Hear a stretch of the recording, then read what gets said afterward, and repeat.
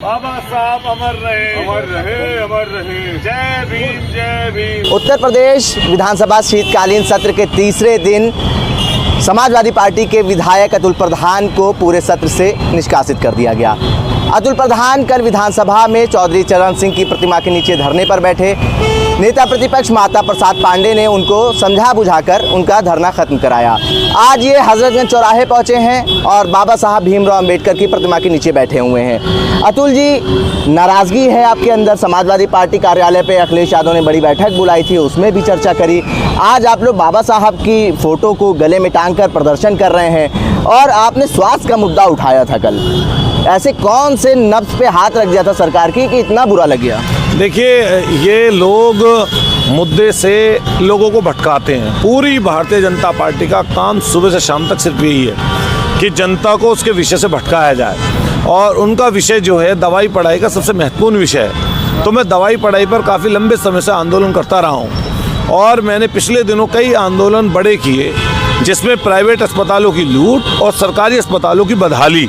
जिस बदहाली की हम बात कर रहे हैं उसका सबसे बड़ा परिचय भी लेटेस्ट तो सबसे बड़ा मिला, वो झांसी में मिला। किस तरह की बदहाली की नवजात बच्चे के नर्सरी में आग लगी और दर्जनों नवजात बच्चों की मौतें हो गई। उनकी माँओं को बिलखते हुए सबने देखा और उसके बाद मंत्री का वहाँ दौरा भी सबने देखा। और मैं फिर कहना चाहता हूँ, हम जो सदन में नियम 56 के तहत जो बात रख रहे थे, उस नियम 56 के तहत हमने यही तो कहा था। नियम 56 के तहत हमने यही तो कहा था कि झांसी की जांच ठीक ढंग से नहीं हुई, जो लोग जिम्मेदार हैं उनकी जिम्मेदारी फिक्स नहीं हुई, करिए, उनकी पीड़ित परिवारों की मदद करिए। हम यही कह रहे थे कि डॉक्टरों की भारी कमी है। हम यही कह रहे थे कि प्राइवेट अस्पतालों में लूट चल रही है लोगों से, दवाई के नाम पर, फीस के नाम पर, जांच के नाम पर, अन्य अन्य चीज़ों के नाम पर। हम यही बात कह रहे थे और ये बात हमने कहा कि जो मेडिकल आपकी कॉरपोरेशन है, जहाँ से दवाइयाँ खरीदी और उनकी बिक्री हो रही है, वो सारी चीज़ें जब भ्रष्टाचार के हम लोग वहाँ पे उठा रहे थे, उनका जवाब देना नहीं चाहते थे, तो इसीलिए इन्होंने तमाम और विषय उठाए। अतुल जी, सदन में नोकझोंक तो देखी जाती है, लेकिन कल स्पीकर सतीश महाना जी ने आपको सदन से बाहर फेंकवाने का आदेश दे दिया मार्शलों के द्वारा।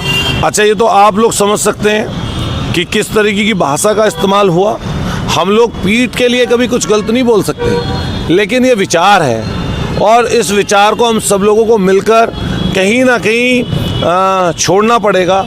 ये जो घमंड की इनकी भाषा है, इनकी घमंड की भाषा को सब लोग पहचान रहे हैं, जान रहे हैं। आप भाषा के ऊपर सवाल उठा रहे हैं, उधर सतीश महाना कह रहे हैं अमर्यादित भाषा का आपने प्रयोग करा, तो निकलवा लें और सबने जिसको देखा वो बता दें। हमारी भी और मंत्री जी की भी, दोनों की भाषा को निकलवा लें और निकलवा कर और जनता के सामने पब्लिक डोमेन में रख दें। जो मैंने बात बोली, जो अपना सवाल नियम 56 के अंतर्गत रखा, जो मैंने बात बोली और जो उनकी तरफ से बात आई, उसको पब्लिक डोमेन में ले आएँ और वो वीडियो भी निकाल कर दिखा दें जिसमें मुझे मार्शल उठाकर लेकर गए।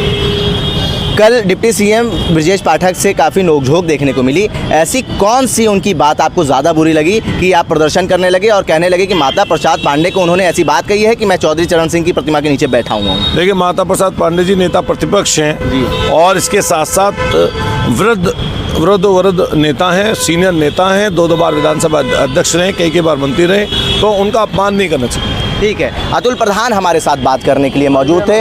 इन्होंने साफ तौर पे कहा है कि हम ऐसा ही विरोध करते रहेंगे। हालांकि इनको शीतकालीन सत्र से बाहर कर दिया गया है। अब ये अपना विरोध हजरतगंज चौराहे पर पहुंच के बाबा साहब भीमराव अंबेडकर की प्रतिमा पे दर्ज करा रहे हैं। इनका कहना है सदन के अंदर भी विरोध होगा और सदन के बाहर भी विरोध होता रहेगा। उल्टा चश्मा के लिए आकिब मिराज खान, लखनऊ।